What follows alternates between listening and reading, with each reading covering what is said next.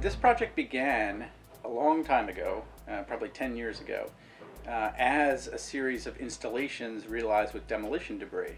Now, at that time, I was working more abstractly and more in vacant spaces in the city as well as in galleries and institutions. And I wanted to test some of those ways of working upon a house. So the idea was basically to utilize found objects, found materials as resources for reconstituting the inside of the dwelling space.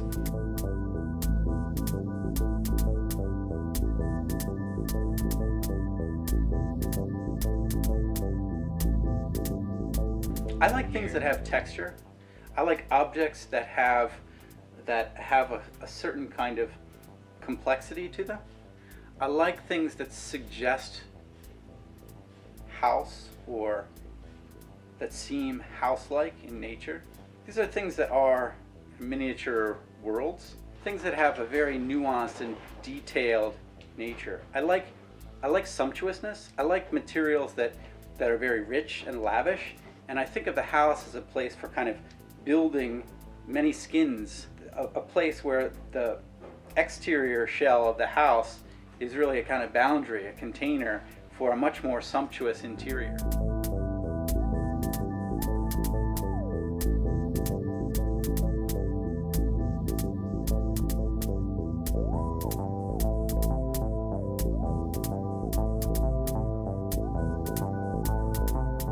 There's two things at work here. One is the attempt to make a place, and in making a place,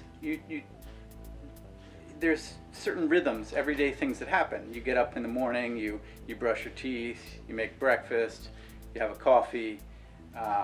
There's patterns, rituals, if you will. Now, the nature of that pattern is, for me, in conflict with the animate nature of objects and materials.